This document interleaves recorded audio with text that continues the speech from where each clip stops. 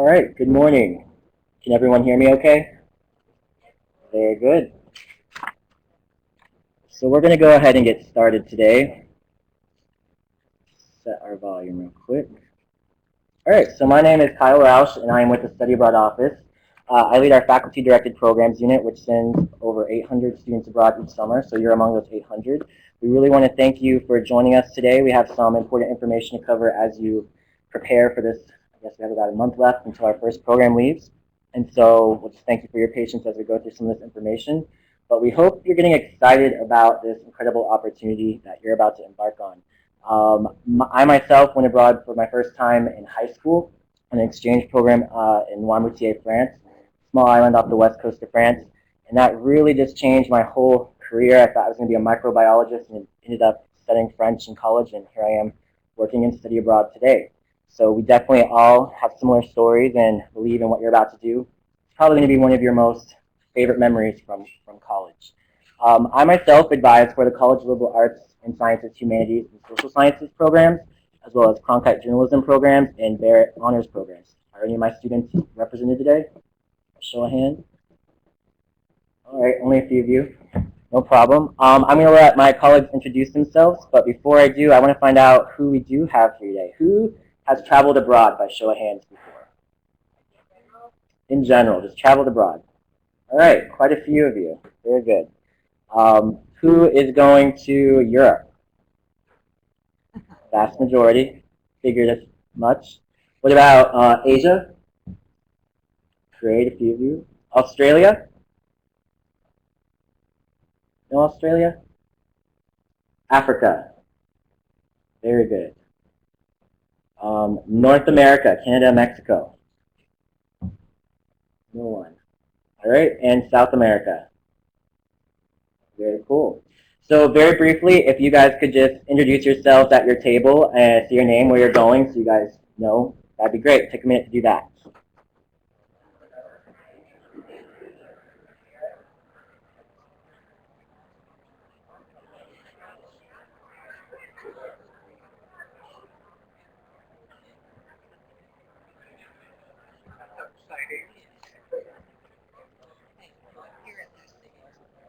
I love it.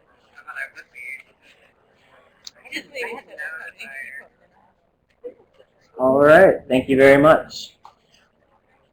So hopefully throughout the session you'll get a chance to kind of connect with other people who are going to the same regions as you and just learn some great information. Today what we're going to do is cover some general logistics information, talk about financial aid and payments for your program, cover academics, a little discussion on culture and managing expectations while abroad. We'll have some guests to present to you on mental and sexual health issues while abroad, and close very briefly with reentry and ways to stay engaged while you are abroad. So I'm going to turn it over to my colleagues now and we'll get started. Good morning. How are y'all? Awesome. I'm so glad you're here. My name is Mandy Neidecker, and I'm the Faculty Director International Coordinator for School of Letters and Sciences, and Engineering, and Sustainability, and SOUL. So who's here from those colleges? Woo! I'm glad to see you all. That's very nice. So I actually didn't get to study abroad in college. I was not interested in studying abroad, and it was not until I was in graduate school that my husband said, hey, there's this graduate assistantship. We can spend a semester in the Netherlands teaching. We should go. And I said, no, we shouldn't. That's a terrible idea. And he said, no, we should totally go. And so we did, because my husband is always right. And it turns out that studying abroad rocked my face off, and I loved it so much. And so we got to take a group of students last summer to Europe for a month, and it was amazing. So I'm so excited for this opportunity for y'all, and we're glad that you're here, and we're glad that in just a month y'all will be jetting off to all of these places all over the world. That's so great. Welcome. Hi, everybody, and welcome to the pre-departure orientation. My name is Crystal Ostick, and I'm the International Coordinator for WP Carey, School of Nutrition and Health Promotion, Herbert Institute of Design, and the New College of Interdisciplinary Arts and Sciences. Anybody here from those schools today? Ooh, awesome. I studied abroad first in high school. I spent a year in Nagasaki, Japan. I later studied abroad again in Japan in college in Nagoya, Japan. And then I came to the United States from Australia in the last year of my undergrad and have enjoyed being here so much that I have obviously never left. Today I'm going to start off with our general logistic information. And so these are little bits and pieces that don't particularly fall into one area but are what we consider very important pieces to know. All right, your passport. We hope by now that everybody does have a passport. And if not, the passport office is located in the Tempe Center right next to our office. So you will be able to come by us and we can show you where it is if you aren't able to locate it. It does take a little while to receive a passport, so if you have not applied yet, please do so this week, all right, this week. Before you travel, you do want to be sure that your passport has at least 6 months left on it so that you don't find that it is expired when you return to the United States. We recommend you check out these websites here as well in regards to your passport and in regards to safety. For visas and most of our programs, U.S. citizens do not require visas to enter the countries to which they are going. If you happen to be an international student or a non-U.S. passport holder, we do recommend that you discuss with the consulate located most frequently in Los Angeles to see if you are required to have a passport for the country which you're entering. Otherwise, if you do have concerns about passports, we recommend you discuss with your faculty director, the professor or staff member leading your program, as to whether you require a passport and visa for that program. When you enter most countries, the reason that you are not required to have a visa is because you are not considered a student in that country. You are considered a tourist in that country. So oftentimes people will enter the country and say, I'm here to be a student. That's not the case. If you're there to be a tourist, you're an ASU student, okay? You're not a student of Italy. If you're going to Italy, you're still a student of the United States and a tourist in Italy, okay?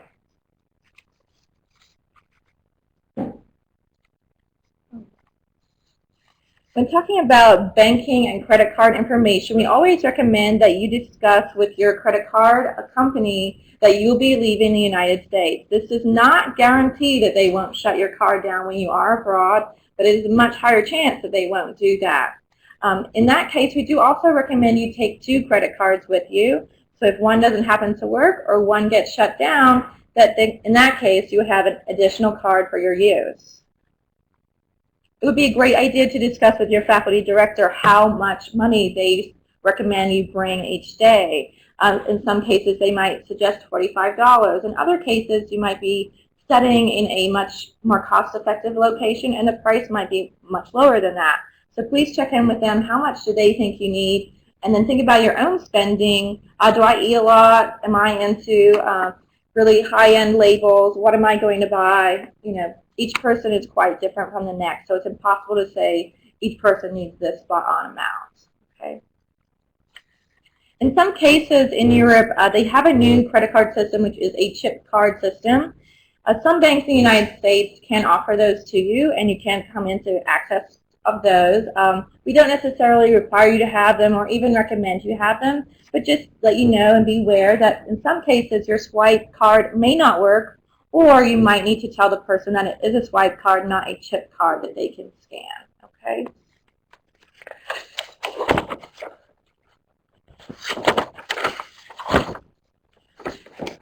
So even though each of you are here today, we really appreciate that, and we hope that you're able to gain a lot from that.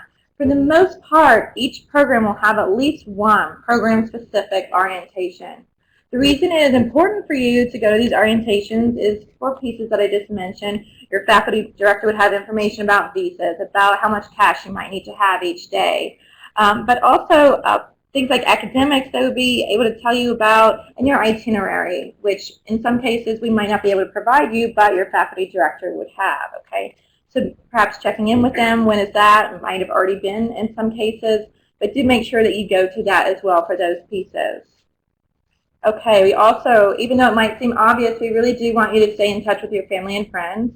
It's often the case that people's parents call us and say, such and such just landed wherever, and they didn't call us immediately. We might ask them to be patient, but we do also ask you to be in touch with your family members and loved ones as soon as you're able. Okay. However, that does not mean to hang out on the phone, on Facebook, on Skype, on Twitter, Instagram, and all those lovely features all day, every day, because you're going to be in a fabulous new location. Next, moving on to academics. Okay, we want to be sure that you have registered for the correct course and the correct number of courses or course credits. You can find, in most cases, the course that you should or courses that are available for you to register in on the program website. So just by going back to the Study Abroad program website, finding your specific program, there is going to be a section there of academics where you can find that course. In some cases, your course might require you to register in 6 credits, so there might be a few options. We want you to also be sure that you've registered in the required number of credits, not just whichever one course you thought was more interesting. Okay, we also want you to consider that class culture as well as general culture, but class culture in other countries is quite different from the United States. So if you are studying in a classroom in another location, you might find that discussion during class time is not allowed. You might find that raising your hand during class is not something that's appreciated. You might find that group work doesn't happen. And you might find the complete opposite thing. You might find that going out into a rainforest in Panama is exactly what your class is going to be with a group of people. So please be open to these ideas and these new class styles and teaching techniques. And don't just have the expectation that it's going to be exactly the same as it always is here at ASU. You're going to a very different place.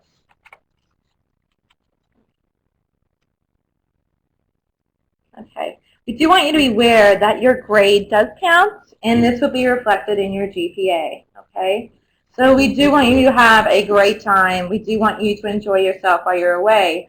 But we also would like for you to first check in with your faculty director before you leave. Find out what are the expectations of classroom time, what are the expectations of assignments, and what is the grading scale that this faculty director is working off for this program. Okay? Because when you return, I know you'll all have an A, and that'll be great for your 4.0 GPA. But if something happens, please be aware that it will affect your overall GPA and that your grade will go on your transcript like any other course. Okay? When checking in with your faculty member, we also suggest that you discuss what textbooks might be required. Your faculty member might have suggestions like you might share textbooks with somebody else. You might be able to buy them online. You might have to buy them in the bookstore. You may have to buy them on location. In some cases, you may need to take materials with you. One of the Herberger programs with drawing, I know that they'll have to have pencils and sketchbooks. So these materials will be required of you and may well have to go in your suitcase with you. So please be sure to check with your faculty director on that as well.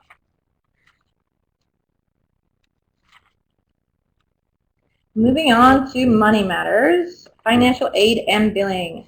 May 25th is the due date of program fees for all programs, regardless of whether they're starting in Summer 1 or starting in Summer 2. So please keep that in mind as you make your payments towards this date, okay? This date and this payment is a standard payment deadline, just like any ASU payment deadline. So if you are unable to pay your program fee by this day, you will incur interest fees, you will incur possible inabilities to register for classes in the fall with holds on your account. So please treat this like any regular tuition payment. College major-specific fees are not included in this fee. So if you have a college major-specific fee, like a WP Carey fee, do know that that will show as a separate billing item on your ASU account and that you will pay for that item separately. Okay.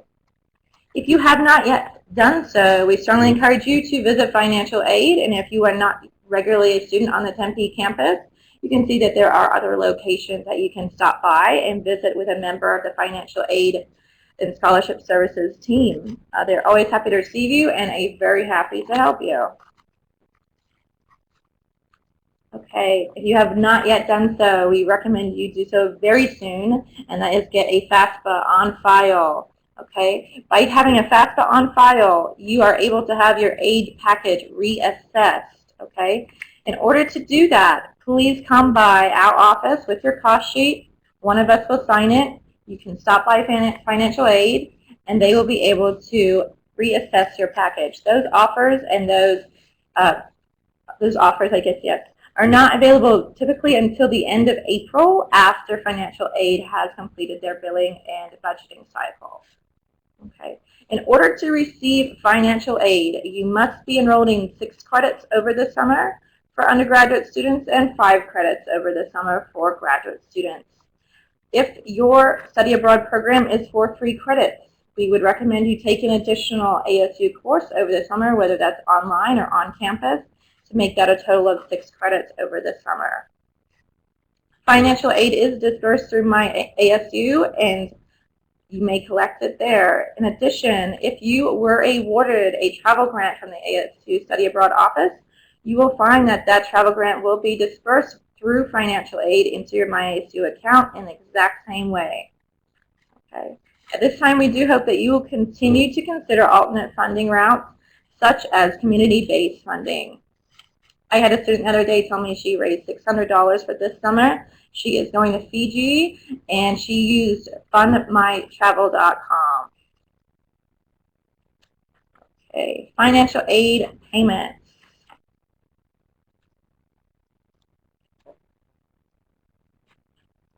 Okay, what you might find is that you receive some amount of financial aid or some amount of scholarship, but that it does not cover the entire amount of your program fee.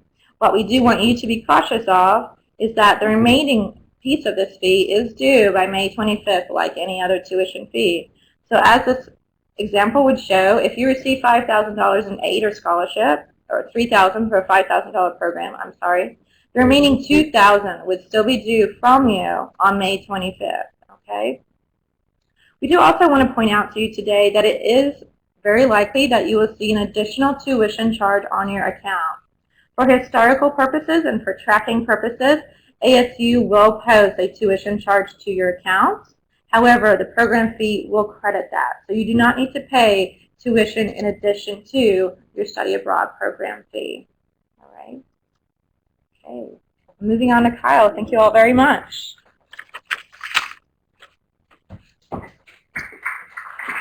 Thank you, Crystal. All right, before we move on and shift gears, are there any questions about financial aid, payments? Yes. Do we know when scholarships are supposed to be dispersed? Financial aid is actually wrapping up summer budgets this month, so by the end of April, they should have that probably going to be dispersing in May. It's my understanding, though, that if your program doesn't start till July, that you won't see that financial aid until then. So also, if your program starts before your aid is dispersed, you want to make sure you have some money on hand to cover that first few days when you're in country. Okay? Yes?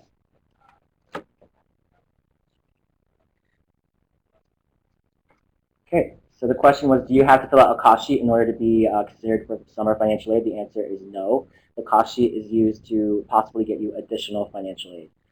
You do need to have a FAFSA on file, though, to be eligible for federal financial aid for the summer. All right, we're going to move on. So I was tasked with talking to y'all about culture, and people study this as degree programs, so we could go on and on. So it was kind of a really big challenge for me as I sat here and thought about this part of the presentation, what to share with you. So I thought a very good way to start is a silly analogy. This came to mind for me, this quote from Shrek, if you know the movie.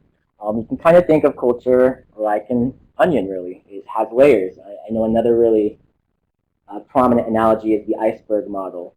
And so what I really wanted to present to you here is when you are traveling abroad and you're encountering locals, certainly there are going to be things that are really obvious about the other culture that you pick up on.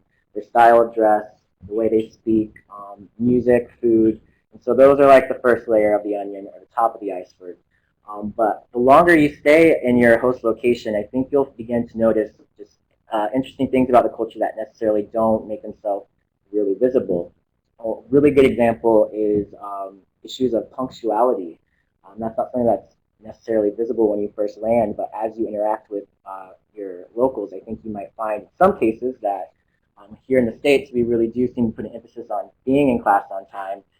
When we say we're going to be somewhere at a certain time, we try and meet that, whereas that's not always the case in other countries that you might travel to. So there's going to be all sorts of these little things that you might encounter. So I just wanted to present that to you up front and encourage you to look for those things as you hopefully chat with locals. So when I first went abroad, something that wasn't really obvious to me was that we as Americans have a culture. I know that might seem really silly, but it's really easy to get in that mindset where you're just thinking of the other, when in all actuality you can't really begin to study or learn from another culture till you understand your own. So I'm curious, what do you think are some stereotypes of Americans that foreigners have? Just throw some words out.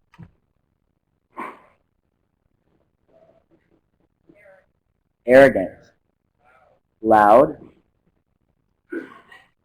have nice teeth. Any others? The other groups have had a lot of negative words. Wealthy, heard fat before. Any positives, aside from nice teeth? Good electronics. Talk about that a little later. Yes. Friendly. All right. So I just want to show you a short clip. This is of a study abroad student who studied in Australia, and she asked this question on the street of Australians what they thought of Americans. So let's take a look at what she found. To the street right now, which is one of my favorite streets in Melbourne. I decided I had to do some more street interviews, so guess what I asked this time? What do I think about America? The first thing, probably like Hollywood type thing, but in a way that's more fake. Yeah. First thing that pops into my head. One word about America, money. Oh, Think of the culture and I think of the fashion. Johnny Cash. Chicago. The movies, TV shows, all that sort of stuff, which is, you think that's what it's like there, that's what life is like there. I'm sure it's not though. Mexico, which isn't really America. I'm joking about like drugs and stuff, and yeah, TV shows, yeah, movies. I think it's celebrity. Fast food and fashion, probably. Yeah, it's kind of that. And fast food. And Vegas. I think about Vegas. A black church in America, like churches uplift your spirit in a whole different level than you can ever be uplifted. Like you're close to heaven when you go there. It's like dropping down on your feet, just like when I was growing up and watching all those cool American TV shows. I'm gonna say Rodney Harris. Sorry, people go scarier than we are. Really vibrant, happy people. Hip hop. Young boys. The hot dog in my hand. Yeah. Pretty open, big place. Like, Yeah. someone I want to go party, I guess. You get a bit of everything, I guess. Yeah. Americans, like the people, I guess. Quite loud. I think, I've seen like half and half. I've seen like Americans who are really relaxed and just really easygoing people, and then they're happy just to have a chill night, and then other Americans that are really full on and really loud and opinionated, which is great, but just sort of the complete opposite, I think. All right, so they weren't all negative, right? I show you this video just so you get, begin thinking about what some perceptions are of Americans, and especially American college students, I might add, and really take the short time that you're abroad as an opportunity, of course, to be an ambassador of ASU, the United States, and really change some of those negative stereotypes that are out there. So I hope as you are going out at night, interacting with locals, that you'll have that in the back of your mind so you can change some of those negative stereotypes. Another really good note, and again, something that wasn't necessarily obvious to me, was thinking about your own personal identities while you're abroad. So these are things such as men versus women and how they're perceived in the host country you're going to, sexual orientation, the religion you follow, your race. There are other identities and groups that you might identify with that really can be perceived a certain way depending on where you're going. And I'm not suggesting that you need to at all change how you act, but it's just good to be, have a general understanding of that when you are interacting with members of your host culture. All right, so more on Americans abroad and specifically in managing expectations. Every year we do program evaluations at the end of our programs, and we ask students to provide feedback on, if you like the activities, how are the courses, and rather than get a lot of commentary on that stuff, these speech bubbles represent the multitude of comments we get. So things like the internet is so slow. My host mom wouldn't let me take long showers. They don't cater to my diet. And I'm not trying to suggest that these critiques aren't valid, but hopefully you're not going abroad to stay online the whole time and you won't be complaining about Wi-Fi. I can already tell you, if you're going to London and staying in 18th century flats, you're going to have slow Wi-Fi because of those thick walls. So just be prepared for that. Have these conversations with your faculty directors so that way you are in the right mindset when you arrive and don't have such a negative experience. The next short clip I'd like to show you kind of touches on more perceptions of how American college students act while they're on these short-term programs. Unfortunately, even though I'm a product of short-term programs myself, it's really easy to get encapsulated in the American bubble. And you're going to make some really awesome friends on your program. It's amazing how quickly these friendships develop. But I really encourage you to try and branch out on occasion to meet locals. That's part of the experience. And so just watch this clip. It's modeled after the stuff certain people say things that were really popular about a year or two ago. And we're certainly all guilty of it ourselves when we studied abroad, but I hope that you'll endeavor not to act totally like this person.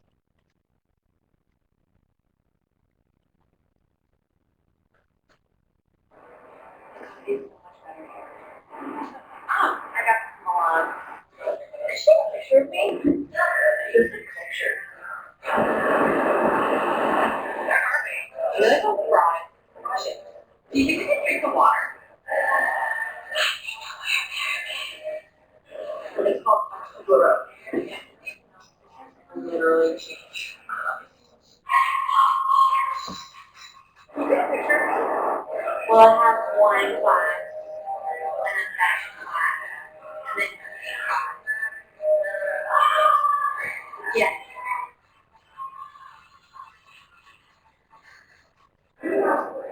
Here? Why didn't they tell me? It's all coins. And what they tell me? She picture me, but it's a hot stove. That doesn't care. Get my passport. And she says, want to take one home? It's like a monopoly money. Can you take a picture of me? She totally wanted to. Did you think I was smoking? Oh my God, I heard you. Hell no. This is so popular in Australia. $1.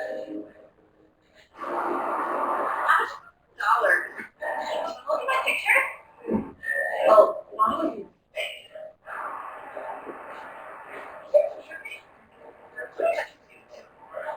You put a run there. This is so transformative. This work all the way in Bolivia. We're so poor here. We're so happy. There's so much energy here. You have to take a picture. Go to Copacabana. Is it a picture of me? Oh, wow. All right, so what do you think? Were there things that you hope you don't act like when you're abroad? I tell you, probably ask your faculty director numerous times, can you take a picture of me? They'll expect that. Again, that's really tongue-in-cheek, meant to be funny. It's fine if you say a few of those things, but I just really want you to go into it, hopefully expecting that these can be some of the interactions that you have with your fellow students, and call each other on it. Say, you're acting like that girl in the video. You're saying the people here are so poor but so happy. What does that mean? Engage in further discussion to really get at the bottom of these comments that you're saying and cultural differences rather than just being the stereotypical American college student.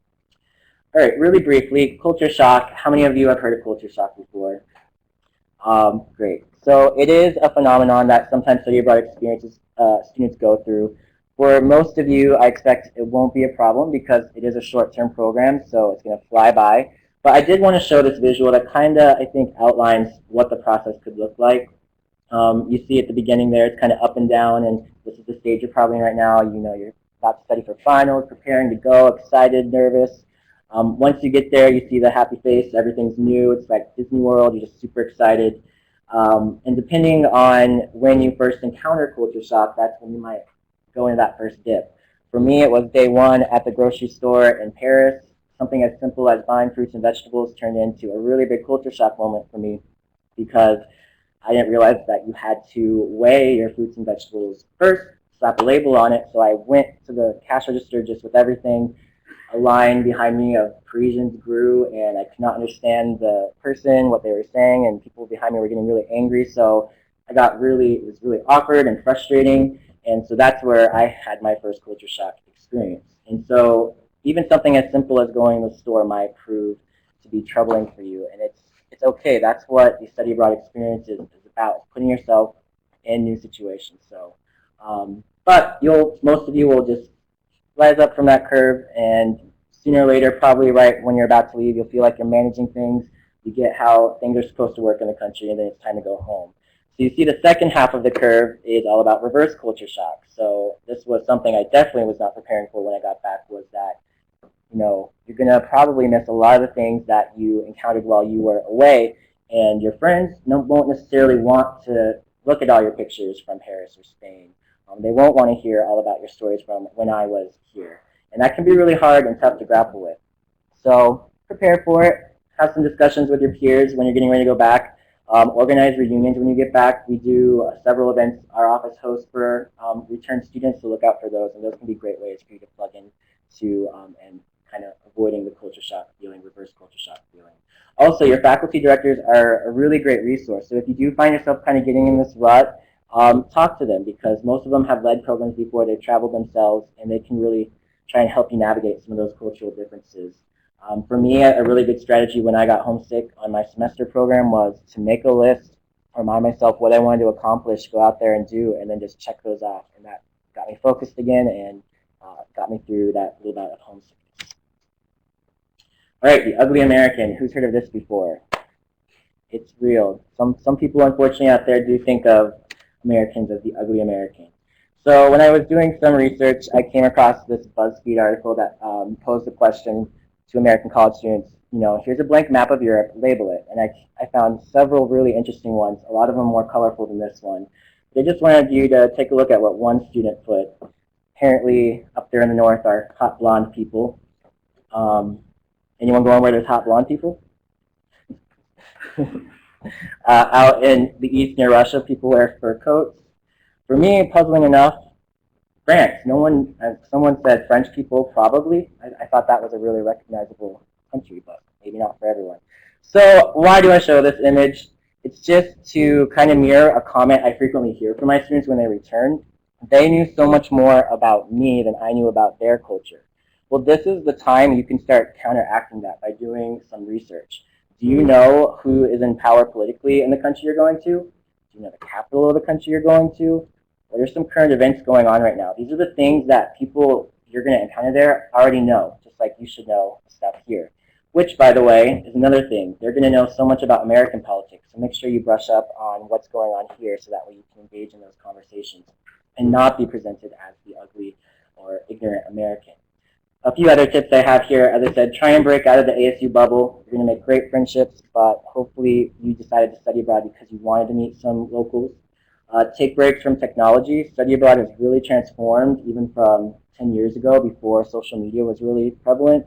It'll be really tempting to stay on Skype and talk with family and friends, stay on Facebook, but your time is really going to fly by, so I hope you won't spend all of your time online. Other things to research, what is the formal way of greeting someone? My experience is, of course, in France. First time I went to handshake and someone went to do the bees, which is the kiss on the cheek. That was kind of jarring, so make sure you know what that is in the country you're going to. Then, of course, what is the appropriate dress for men and women? And I'm from Florida, again, a hot climate like Arizona, and when I used to lead groups to Paris, my female students would frequently struggle with going out and getting catcalled by men because they were wearing a lot of the same things that they were used to wearing in the hot climate of Florida, and that just was not how the Parisian women dress. So pay attention to what locals are wearing, what they're doing, and that'll hopefully help you adapt and acclimate a lot sooner. Are there any questions about culture, managing expectations? All right, then we're going to move on. Thank you.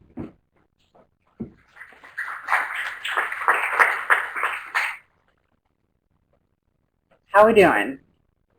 Good? Okay, good, because now we get to talk about health and safety, which I know is the reason you all came, because it's the most exciting part, right? Oh, nothing. Okay, good, good.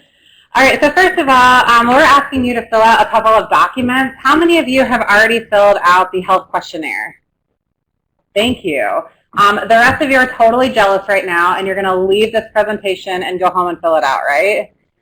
Yes, good. So the reason that we're asking you to fill out this health questionnaire is so that you can disclose any information that we need to know, that your faculty director needs to know, in order to make your program as rewarding and good as possible.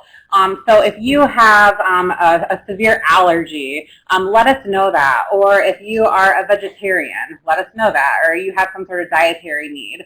Or if you're on medication that we need to be aware of. Just make sure that you disclose that information so that we can work with your faculty directors and any partners so that we can make your experience as good and as smooth as possible. The second thing that we're asking is that some of you are asked to visit the ASU Travel Clinic. Who's going on a program where the travel clinic is a requirement? Awesome. Who's already gone to the travel clinic? Was it good? Valuable? Helpful? Yeah, I'm getting some nods. That's nice of you. Thank you. If you are required to go to the ASU Travel Clinic, you will see that as a task in your application. But even if you're just interested in learning more about the country that you're going to, what kinds of things that you need to know as far as health and safety from the travel clinic, you can go. Nothing precludes you from going. So all you would do is go and search the travel clinic, fill out this questionnaire, and then send it to Health Services, make an appointment, and go. They really focus on travel, so they'll have lots of good site-specific information for you that's really valuable for you to have. Second of all, we talked a little bit already about researching the country that you're going to. So this is really important as far as health and safety goes too. What are the necessary immunizations that you need? If you go to the travel clinic, they'll be able to tell you that. Are there prevalent illnesses in the places that you're going? What's the water quality like? These are the sorts of research that we want you to do so that you're prepared to go when you get there. Also, if you are on medication, can you bring it into the country? There are some medications that are barred from certain countries. So make sure that you do your research and know, can you bring your medication? Can you bring your medical supplies into the country? If you are on medication and you can bring them into the country, we highly, highly recommend that you bring enough for your whole stay. Since you guys are on short-term programs, this makes it a little bit easier, but just make sure that you have everything that you need for the entire time that you're gone. We also suggest that just in case, you bring a prescription from your doctor with the generic name of the drug, not like a specialized name, in case you can, if you need a refill once you're there. And also bring a physician's statement documenting that you need to carry medicine. What we don't want you to do is dump all of your medicines in a plastic bag, okay? Make sure that they're in the right container and that your name is associated with that. And finally, know your surroundings. Where's the nearest hospital or the clinic? Where is your FD or your support staff staying? A lot of your FDs or faculty directors will be staying with you on site, but there will be some that are staying off in different places. So you just want to be sure that you know where your faculty director or support staff is staying. All right, HTH. You all, as part of your program fee, will be enrolled in HTH insurance. How many of you have received that welcome email from HTH? Awesome. If you haven't received that email, check your ASU email and especially your junk folder because sometimes it ends up there. But everyone should be enrolled in HTH insurance by this time. It's 100% coverage for the program dates. And it's if you are traveling before or after your program, which we highly suggest that you do, just know that you won't be covered under HTH during that time. So you'll want to try to get a different sort of insurance for that time. So one of the sites that we suggest is geobluetravelinsurance.com, where you can add insurance coverage either before your program dates or after your program dates. So you should have gotten that email from HTH, and you can register online, and then you'll get your certificate number. Make sure that you take that certificate number with you. Print your insurance card, which will have it on it, because once you're abroad, if you call HTH before you go to the doctor, they can work with that doctor and hopefully make the payment ahead of time so that you don't owe anything when you go to the doctor. If it's an emergency, we want you to go to the hospital before you call HTH, and you might have to pay some upfront fees, but then you can submit a claim and HTH will reimburse you 100%. So HTH coverage is really, really good for y'all. It's good for if you have a cold and you need to go to the doctor, to, God forbid, if something worse happened, like you break your leg or we need to evacuate the entire group out of a country because there's a volcano that's gone off or something. HTH will cover all of that. Are there any questions about HTH? No?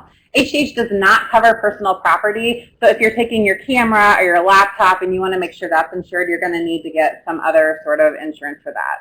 Yes. HTH only if you did not have health insurance already. No. You will all be enrolled in HTH, and we really recommend that you use HTH as your primary provider during the program because it will be much more comprehensive, and we know that it will count or it will be useful with whatever doctor you go to. Yes. So you're going to register using that email that you got. But once you register, you'll be in the system, and that you'll totally be golden. HTH is also awesome because if you don't know where you are, you can call HTH and say, I need a doctor, find me a doctor. They'll find you the closest doctor. They'll make the arrangements. They'll set up the appointment. So really take advantage of this great service that you have. Yes.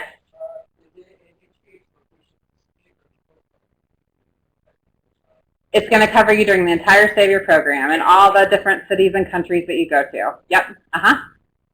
Good questions. Any others? No? All right, well, we're going to move on then. All right, so we're looking at safety now. First of all, we've talked about your credit cards. We really encourage you to make copies of all of this stuff. So your passport, your Visa if you have one, your other Visa, credit cards, and debit cards, and your insurance card. Make sure you keep copies and leave one at home with a loved one or a family member. Those might be synonymous, actually, a loved one and family member. And also take one with you and keep it in your suitcase apart from everything else, okay? This just in case your passport gets lost, we'll have a copy. In case your credit card gets lost, where's the number that you're supposed to call on your credit card? On the back of the card. And what happens when you lose your credit card? Suddenly the back of the card is gone, right? So this is another valuable reason to have that copy so that you're able to call. And before you go, we just really encourage you to call your bank and your credit card company and let them know that you're going to be out of the country and the dates that you're going to be out of the country so that they don't stop your card for fraud. Also, store phone numbers. You guys have these amazing smartphones. Put your faculty director's phone number in it, the study abroad office's phone number, your lodging, whether that's a hotel or a hostel or a homestay, a family, and also the HTH number in it so that you can have those at your disposal. And know the local equivalent of 911. When I went abroad, I didn't know that 911 wasn't just universal. So make sure you know that. At your next site-specific orientation, ask your faculty director, put them on the spot, see if they know what the local equivalent is. And if not, find it out together so that you are aware. Another great place to do research is my favorite website in the world to say, travel.state.gov. It just has a very nice ring to it, so you never forget it, right? But at travel.state.gov, I can't help it every single time, you get comprehensive information on the before, during, and after of your program. Here you can enroll in the Smart Traveler Enrollment Program, or STEP, which will allow the Department of State to give you updates if something happens, if there is a volcano or an earthquake. You can get notifications on next steps from them. Here you can find travel advisories and warnings.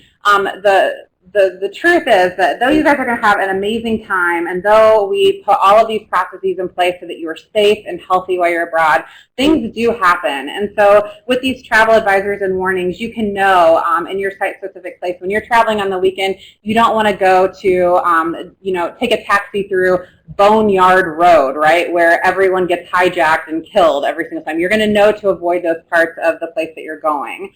And then you can also find country-specific information. This is the website, travel.state.gov, and you can see in the middle you can apply for the Smart Traveler Program. At the bottom you see the alerts and warnings, and in the bottom left under the passport pictures you can learn about your destination. So there's just really, really great information here, and it's super fun to say. Another one that is not nearly as cool to say is the Center for Disease Control and Prevention, cdc.gov. It still has good information, though not as cool as a website name.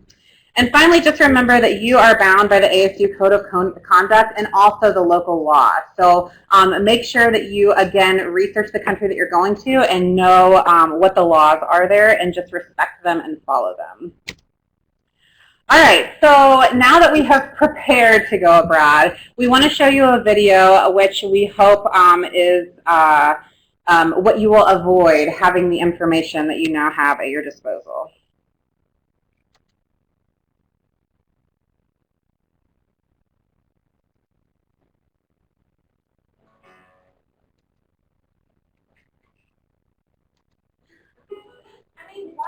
there be something like the Sagrada Familia State? Totally. Why can't our country embrace beauty like that? I mean, we Americans are just locked into our consumer. Look, what? The guy over there keeps checking you out. The one over there? No, he's not. Yeah, he is. Maybe it's because we've been staring at him during this whole meal. What? I have not. I've just been enjoying my wine. Right. Oh, guess what? Come over here.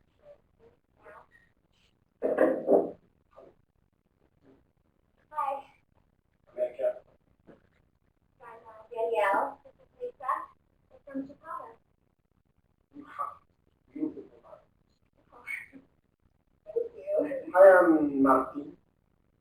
I would like to invite you both to come with me to Seville for the weekend. Wait, where? To Seville. I have a villa there. We leave in 1 hour. What's in Sevilla? There is a fountain. It is lake. It inspires me to love. So you want us to just drop everything and come with you to Sevilla? Why not? We spend the weekend. We eat well.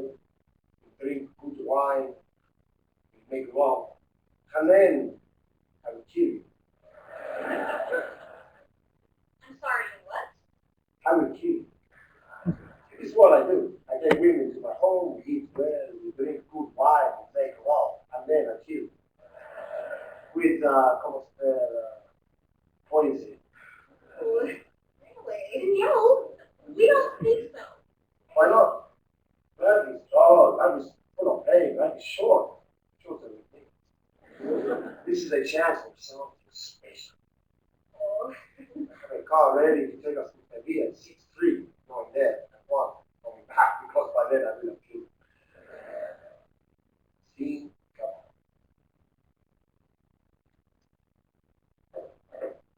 whoa. Weird, huh? You're still killing us? I don't know. Maybe. What? You're not actually thinking about going. Oh, come on. Why not? We are in Spain. What are you talking about? You just said you would kill us. Lisa, he's cute. And this is Europe. It's a different culture. Don't be so close-minded. Oh, come on. Look at it.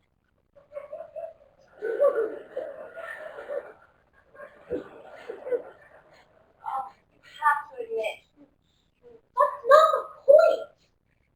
I don't know. Why can't we take chances? There's something so interesting about him. It's like he's charming, but maybe he has a dark side.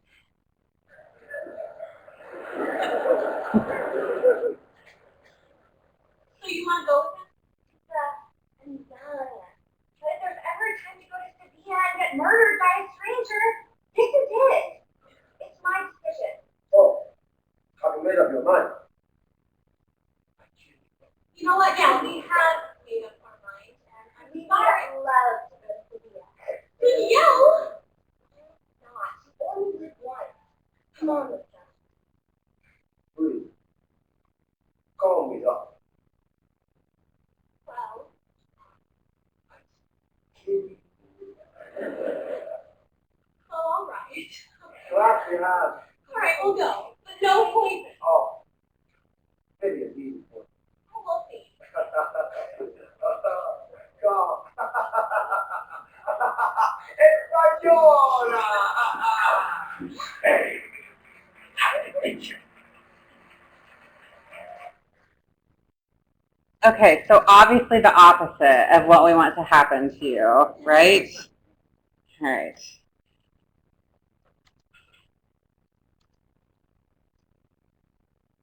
All right, so once you get abroad, to avoid encounters like with Martine, let's see. First of all, be aware of your surroundings. Keep your passport, your credit cards, travel documents in a safe place. Check with your FD about your faculty director about what the best thing to do is. Either have a passport pouch that you keep under your clothes where you keep all that stuff on you, or if you're in a hotel and you have a safe in your room, that might be the best option. But find out from them what your country-specific best option is. Keep your cash and valuables inconspicuous, obviously, and just be alert in crowded and touristy areas. Pickpockets are really good at their job, so you just want to be really aware of that.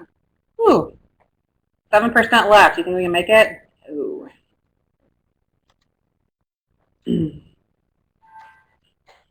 Sorry, guys. I'll keep going.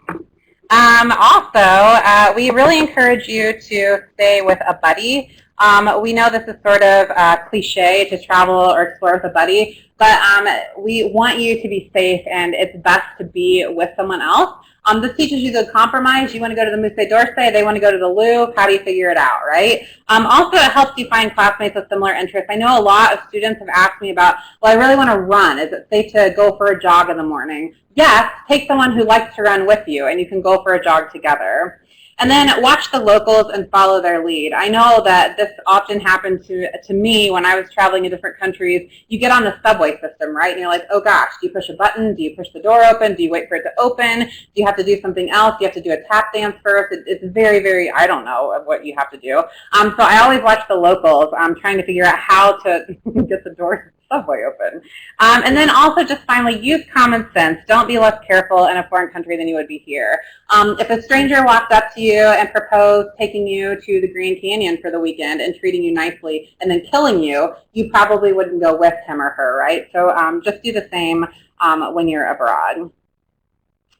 Finally, with drugs and alcohol, be responsible and know your faculty director's expectations. It's going to be different with each faculty director, but remember that you are with the ASU Code of Conduct, and just be careful no matter what you choose to do.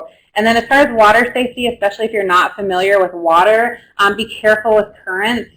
Swim only in marked areas, or if there aren't marked areas, swim where other people are swimming, fit in, and don't consume alcohol before or during a swim. If you're going on travel over the weekends or during the trip, let your FD know, your faculty director know, so that they, if Monday morning comes and you're not in class, they can take the appropriate steps and follow up with you and make sure that you're okay. All right, and finally, handling an emergencies.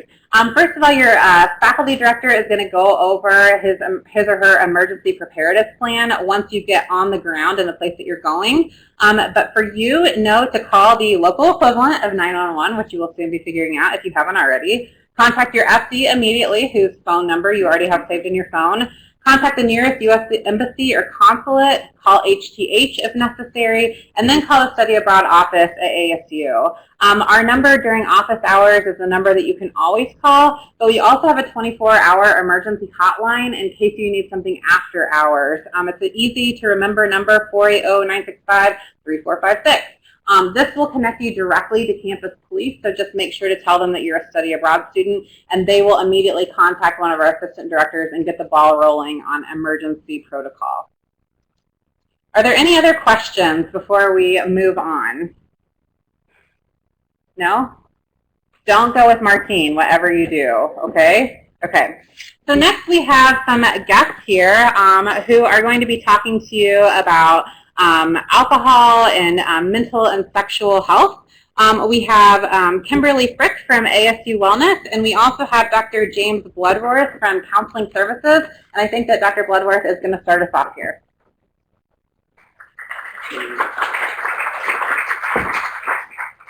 Hi everybody, my name is Jamie. I'm the Associate Director of Counseling Services here at ASU. I'm here to talk with you about a very uplifting topic, which is your mental health while you're abroad. Well, most of you are going to have a great and wonderful time, the vast majority of you. There may be a few of you who struggle when you're abroad. And so I'm here to kind of help you recognize the person in your group that may be struggling and identify ways that you can help that person. And also maybe to recognize ways that you yourself might be struggling. You know, I saw a statistic a couple of days ago that said over 80% of ASU students had experienced stress that was so strong over the course of the semester that they had difficulty getting tasks done. That's a lot of students. And that's students who have access to their friends and family, and they're in a situation that they're familiar with. So we do know that a lot of students experience stress over the course of the semester just based on everyday situations that they find themselves in. When people go to new environments, their tendency to respond to stressful situations more stressfully increases because they don't have the typical support systems that they're used to having. They don't have their closest friends. They don't have their family. They don't have necessarily the support structures that are provided by the university readily at hand. So I'd like to talk with you about some identifying factors that we know are indicative of students that are moving from a place of stress into a place of distress. We know that most people don't wake up in the morning and all of a sudden become distressed and need to go to the doctor or to their counselor or to the hospital. They usually have a kind of a buildup of stress that eventually breaks through. Something happens that's kind of the last straw that has them go to a place of distress. So we see them across a bunch of different categories, but I listed them here as academic and physical. There's also interpersonal, and there's some risk factors. Any one of these, and you can all read, any one of these is not indicative of somebody who's in stress. But if you start to see multiples of these coming together, that could be a factor. It could be something that says, hey, this person needs some help. So somebody who's generally doing really well academically, who all of a sudden is not showing up for classes. Or let's say you're in a group project and that person starts off as a star performer, and now all of a sudden they're not getting any work done. They may send text messages that indicate, some forms of distress. Oftentimes, we don't see it just in academic settings, but we'll also see some sort of physical demonstration of distress. The person who's usually fastidious and very neat all of a sudden stops taking showers, stops washing their clothes. They may go from being a very energetic person to somebody who is really fatigued, or they're showing up to class bleary-eyed or hungover. Now, these are all changes that we're seeing. The person that never, from the beginning, from day one, doesn't take a shower, doesn't wash their clothes, that's something else going on. That doesn't necessarily mean they're in distress. That just is something else. But the person who moves from being cleanly to being slovenly, or the person who is able to participate in class and suddenly is not showing up to anything, those changes are the things we want to be mindful of. You're likely going to see it most obviously, though, in the interpersonal area. So, what's unusual tearfulness? If your friend comes to you and you can tell they're bothered and they say, my boyfriend, my girlfriend, my partner broke up with me last night, and they start to cry, that's not necessarily unusual. We would expect somebody to have some tears in that situation. But if you say hello and they start crying, or you ask them, do you want to go out to visit this landmark, and they start crying, that's probably an unusual response to your request and indicative of something that may be wrong. Of course, the person that isolates themselves in their room, or if they're just kind of unprovoked, really mad all the time, these are situations that you might want to call attention to, or you might want to notice. Again, all of these factors are considered in the context. So, people who might normally handle stress well here may not handle it as well in an unusual situation. We want to make sure that you're all looking out for each other. So I mentioned before that other factors are usually in combination with each other.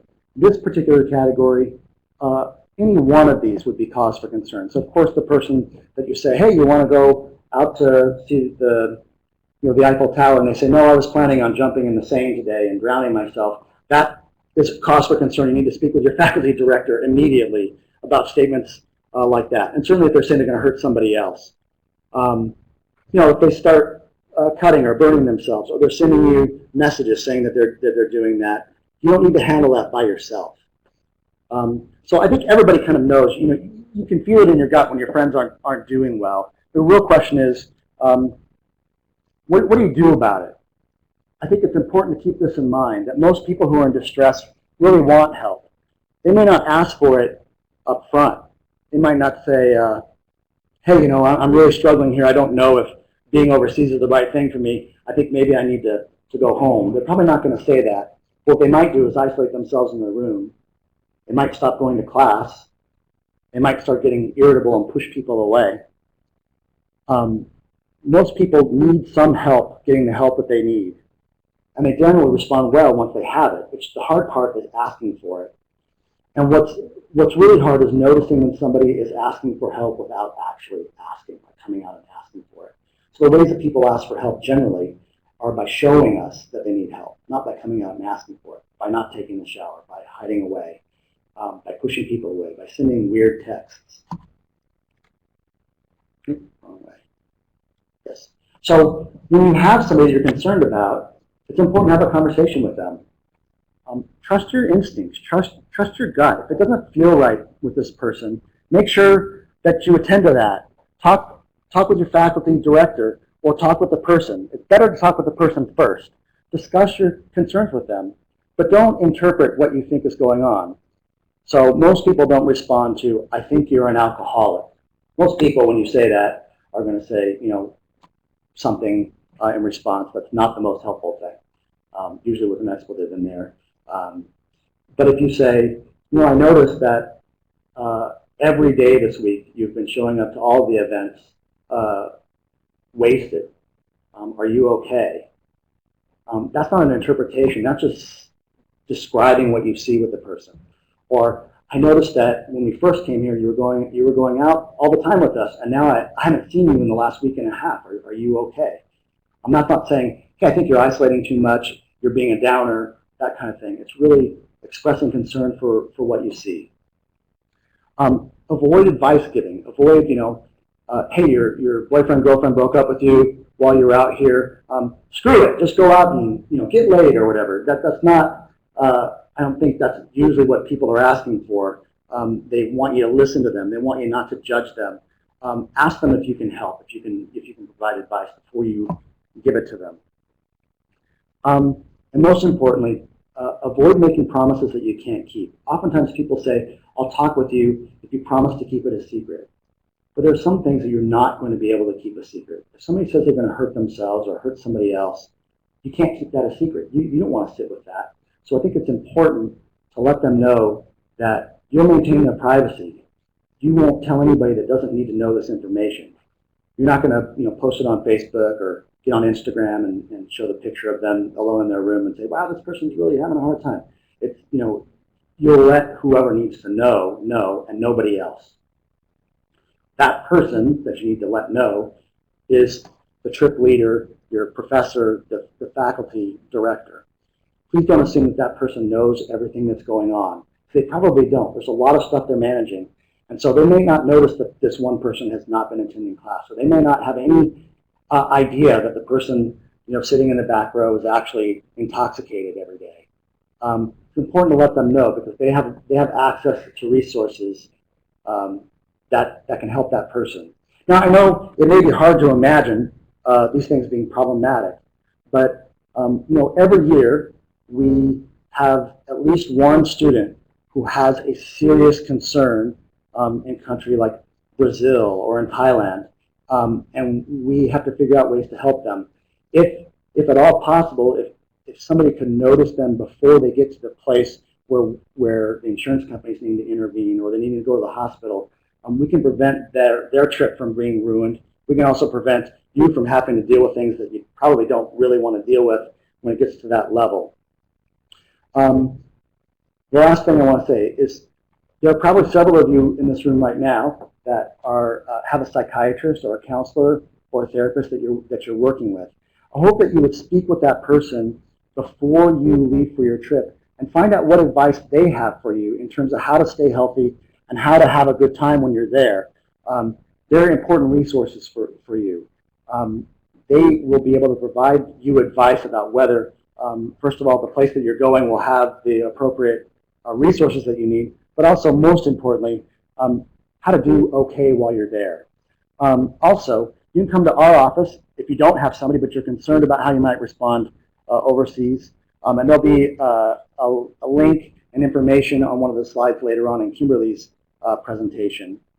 So I appreciate you listening to this. It's not the most fun topic, but it's really important. You know, if one of you is able to notice one person who's struggling and we're able to catch it before they get to this crisis stage, you know, you're sitting through this 10 minutes will have been worth it. So thank you so much. I appreciate your time.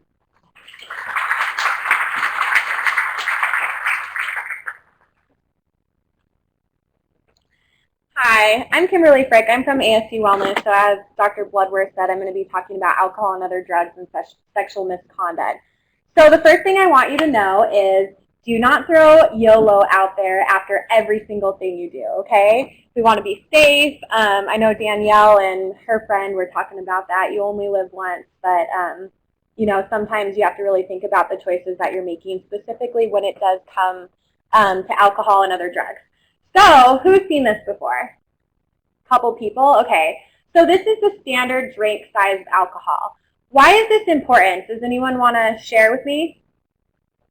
Yeah, to know your limits, okay? So there's 3 different ones when we talk about alcohol. So 12 ounces of beer is 1 drink, 5 ounces of wine, or 1 ounce of liquor. So when you're in a foreign country, you might not necessarily see the red cup like you see here a lot. But if you have that red cup full of wine, that's way more than 1 drink, right? You can kind of see the line on here. So we want to pay attention to that. And the reason why we want to pay attention to that is because to know your limits, like you said back there, but also because if you do choose to drink, we want you to focus on your blood alcohol concentration. So does anyone know what some things are that affect your BAC? Yeah? Okay, so she said how much you've eaten. Okay, anyone else? I know a couple faces in the room, so I know you've heard me talk before. Yeah, if you're taking any medications that can affect your blood alcohol concentration. So, you know, whether or not you've had food, your biological sex, your weight, all of those things affect your BAC.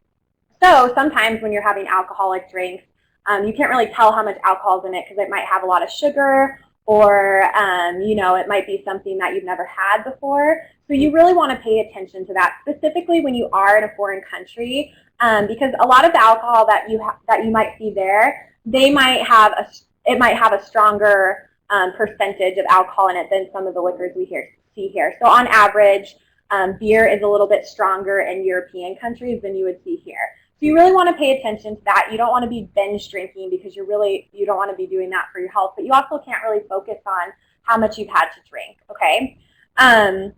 So some other reasons why we want you to pay attention to that as well is because, you know, you are representatives of Arizona State University. So going back to that whole YOLO phase, you want to be careful what you do. You know, you want to be ambassadors for their university, for the U.S., and you want to show people in the country that you're in that you respect their laws. So you want to make sure you familiarize yourself with the laws of the country you're in, okay? So sometimes the drinking age is a little bit lower in some of the countries that you may be going to. So if that's acceptable, that you're allowed to drink and you're not over the age of 21, then you want to make sure you follow the cultural norms of the country that you're going to be in. So you obviously have to uphold the ASU Code of Conduct at all times. Again, you're ambassadors for the university. What happens in Spain or what happens in Australia doesn't stay there. Like, you know, you may have heard before. I had a friend actually who went on a study abroad trip, took a picture of herself in an ASU shirt in front of the Eiffel Tower, passed out with a bottle of wine, and she went to a job interview after college, and they had that picture that she had posted on Facebook. They had that picture printed out and said, "Can you explain this to me, please?" And she was obviously under the age of 21, so you want to be careful what you're posting on your social media pages. Again, pay attention to the cultural norms that surround alcohol consumption. So a lot of times in other countries, in the U.S., we kind of have this party culture where binge drinking is seen as the norm. It's not really, but that's kind of how our culture, you know, kind of puts partying in, you know, the spotlight. So in other countries, a glass of wine might be acceptable with lunch. So if your family is doing that you're staying with, or your friends, or wherever you're at, and that's acceptable to do so, you want to make sure you're not getting wasted at lunch, okay? That could be seen as a sign of disrespect. And you really, again, want to respect the people who you're staying with.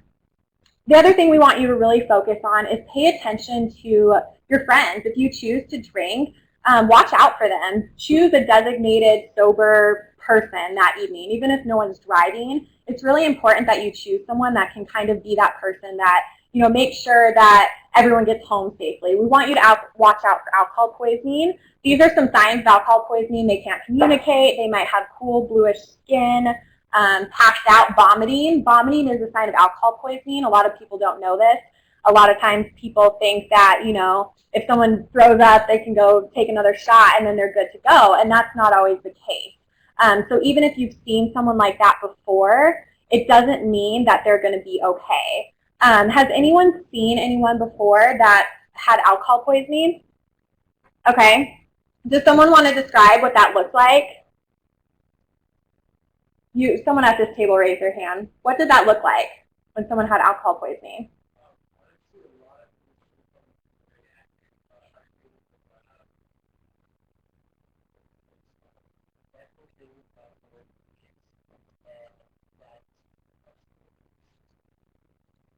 Yeah.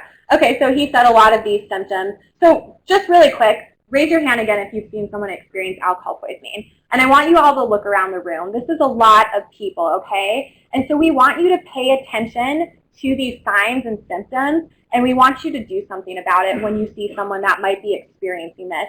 Sometimes people wake up the next morning and they're fine, but sometimes they're not. And when you're in a foreign country, when you're anywhere, but especially when you're abroad, you don't want to take any chances. So you want to follow the emergency protocol that your program has in place, contact your faculty director, and get the person help that they need.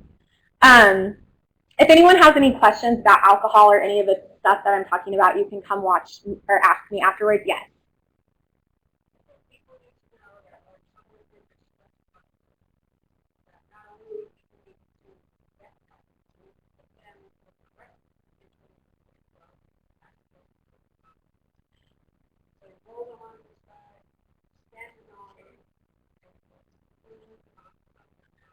Okay, did everyone hear what she had to say? So rolling them on their side so that they don't throw up and choke on themselves, that's very important. So that, again, is something that you should do. But at the same time, you want to be very careful when you are moving them, because if it is, you know, we don't want to cause brain damage as well. So don't just kind of throw someone around, because that's not nice anyways. But you don't want to be doing that and putting them in danger. Thank you so much for those comments. So sexual decision making. So again, you want to just because you're in a foreign country doesn't mean that, you know, the rules are different. Okay, so many Sun Devils choose not to have sex. So if you go somewhere, you go to Fiji, and the people in Fiji are telling you, everyone here has sex, you have to have sex too. Don't give in to that peer pressure. And I know it kind of sounds like high school, like, oh, you have to do it because everyone else is. But that's why a lot of people say that they choose to have risky sex, is because other people are telling them, go get laid. That's what you need to do. Like Dr. Bloodworth mentioned, you know, like, oh, you're just stressed out, go get laid, go get wasted. Don't listen to those types of comments. Those aren't the people that are supporting you. 1 in 3 ASU students hasn't had sex before. So again, if you come back from Spain and you still haven't had sex, that's okay. Everyone makes choices. Now, if you do choose to have sex, we want to make sure that you're taking the right precautions, okay? You want to use barriers. Please bring them. If you have any inkling that you might have sex while you're abroad, or someone you know might, just be that friend that has the condoms, the cool person with the latex in their drawer, bring those with you from the United States. The FDA really regulates the condoms that we have here, so a lot of times the latex is much better, or the other material that is being used than when you go abroad. We don't know what regulations they use in a lot of countries, so bring them from the U.S. You can get 3 free condoms a day from the pharmacy at ASU Health Services, so go every day. If you want to stock up, 3 a day, you can do that. There's a guy, they say, comes every day and gets his 3 free condoms. So, you know, again, be prepared, take that precaution. Don't assume that someone wants to have sex with you, you know, just because they're giving you those like elevator eyes and looking you up and down. That doesn't mean they want to have sex with you, and you shouldn't do that to someone else either. If if you're looking at someone, you shouldn't, and they're looking back at you, don't assume that that's okay. Again, make the decisions that you're comfortable with.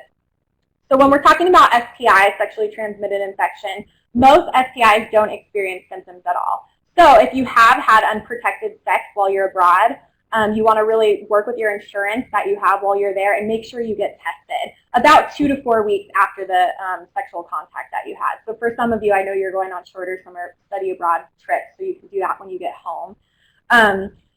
Let's not just focus on vaginal sex. We also want to do, we also want to, if you're having oral sex or something like that, again, make sure you use precaution when you're choosing to do that. So when we're talking about sex, we also need to talk about sexual misconduct. So that's sexual harassment, sexual assault, intimate partner violence, rape, stalking, threats of rape, or threats of any of these behaviors. Consent is required before you engage in any sexual act. Everyone knows that, right? Raise your hand if you know that. Okay. If you didn't know that, come talk to me afterwards. Everyone had their hand up, so that's awesome. And what does consent look like? Who wants to share that with me, since everyone knows? Anyone? Yes, you do. Yes, a sober, solid, verbal yes. Is that what you said? Yes, that's exactly right.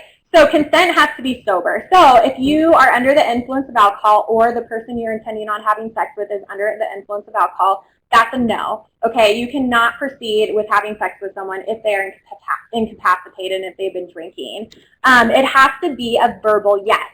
So if someone has said, do you want to have sex with me? And they're like, yeah, I guess, sure. Or you don't speak their language and they're like, C, and you don't know what that means, then that's not okay, okay? If you don't understand whether or not what they're saying is yes, then you can't have sex with them. It has to be active, so you have to ask for you have to ask for consent after every sexual act. So you can't just assume someone's consenting to one thing and not consenting to another thing. And really, you just have to communicate. You have to ask first. So these are some ways that you can ask for consent. Do you like this? Is it okay if I do this? Can I move forward? If someone says no, you all know. You stop. If someone's silent, you stop. This is specifically, again, when we're talking about being abroad. If you don't know someone's language that they speak and they're silent, how are you going to know if they're consenting to that or not? So we really want to pay attention to that. So alcohol is the most frequently used substance when we talk about sexual assault. We absolutely 100% want you to cover your drink and watch out for anyone that may be putting something in your drink. But we also want you to be watching out for your friends who are drinking, okay? So that's very important. Perpetrators of sexual violence use alcohol as a tool to get someone to have sex with them. So again, have that sober person, have that person that's, shaking their finger and making sure that everyone's safe. 2/3 of students who are victims of sexual assault and survivors were under the influence of alcohol. But if someone chose to drink and they are sexually assaulted, it is never, ever their fault. So if someone comes to you and says they were sexually assaulted, we don't want you to ask them, who were you with? What were you wearing? Why were you there? None of those questions. Sexual assault is only the fault of the perpetrator, never ever the victim or survivor. So again, get them the help that you need. Follow that emergency protocol. Call your faculty director immediately if that's what the victim chooses to do. Call ASU counseling, and they can help you walk through that step if you're not really sure what to do because you are abroad. And most importantly, we want you to be an active bystander in all these situations that we're talking about. So if someone is, starting to post comments on their Facebook, like, I don't like it here, I hate my life, I'm thinking about suicide. I know a lot of us have seen that before, but because it's on Facebook or Twitter or whatever, we don't take it seriously, but don't take that risk. If you notice something, you need to start talking to that person. Same with sexual violence. In this situation where Martine's like trying to poison people and take them home, what would have been a better option for Danielle's friend? Like, how could she have got her friend out of that situation? Anyone have an idea? Anyone? Okay, so what I always do, because I like to share, is use food. Drunk people love food. So if someone says, if we have a Martine that's like, come away with me and we're going to, go kill you, and your friend's just like enamored by that and wants to do that, be like, why don't we go get gelato instead? That's what I did in Spain because I love gelato. Or like use that food, or just be that awkward friend that just never, ever leaves. That's a good tactic too, oh, you want to get poisoned? Cool, I want to get poisoned too. Let's go stand over here and then slip out the back door so that we don't have to go with Martine, you know? Distract them with something else. Oh, you like Martine, but what about that person over there? I like them. Whatever you need to do to get your friend out of that situation, do it. Don't be that friend that in the end is just like, okay, sure, YOLO, you know? That's not okay. You don't want to put your friend in a situation where they might get hurt or you might get hurt. So again, you want to step up. That comes with knowing how to help.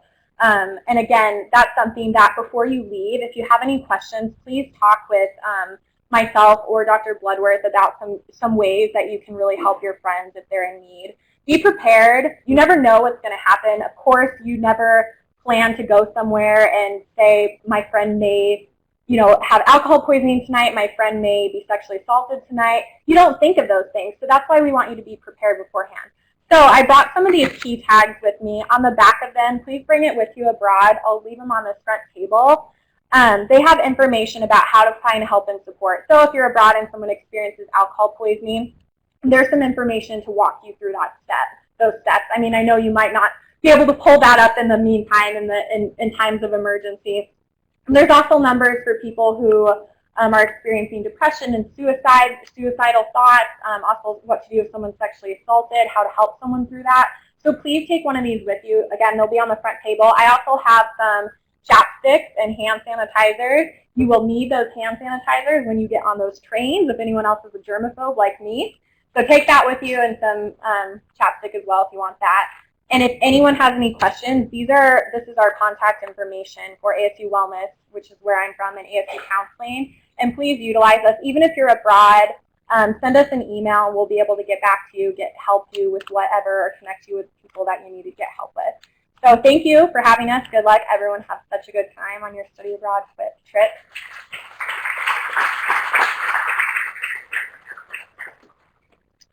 All right, thank you. So while we get back, we're about to end. I just want to reiterate what they said. We don't like having to talk about these downer subjects, but we do because incidents happen every summer. We have to deal with students who have mental health issues arising or sexual assault. So just please do know that these things do happen and remember what we talked about today. Also, please do disclose in your health questionnaire if you have any condition that your faculty director needs to know about. That way we can help identify resources for you ahead of time while you're abroad. That way you can take advantage of those. All right, so lastly, to get everyone excited again about going abroad, we have different ways for you to stay engaged while you are on your program. First, we have a photo contest, and details will be on our website for all of these events soon, and we'll email you. But you'll be asked to submit photos from your trip in September. And you can just apply online as you did apply for your study abroad program. And that's actually a picture of last year's winner, the grand prize winner. We have different categories, so you'll get information on that. We also have a brand new study abroad office blog, so we'll be looking for official bloggers for this summer. And we're about to send out the information, I believe, this week on how you can apply to be a study abroad office blogger. Blog's also a really great way to have a neat souvenir from your experience, so I hope you'll consider doing that. Once you get back in the fall, we'll have several re-entry events. We usually do like a re-entry party, and that's a really good chance for you to share your photos, videos, and stories with us. But we also work with ASU Career Services to host a career event that talks through how to list, your study abroad experience on your resume, how to talk about it in an interview setting. So again, we'll email you those details and hope to see you there. Last summer, we started a new contest, a video contest, and this one comes with a cash prize. And submissions will be due in early fall after you return. You'll just email the photo to our studyabroad@asu.edu the video, or you can bring it to our office on a jump drive. And again, details will be on the website. And I just thought a neat way to close would be, well, I guess not. I was going to share with you the winning entry, but YouTube seems to be down. But you can find that on our website. It's of a student studying in Italy. So thank you all so much for your patience today, and I hope that each of you have a wonderful summer, and we'll stick around if you have any questions. All right.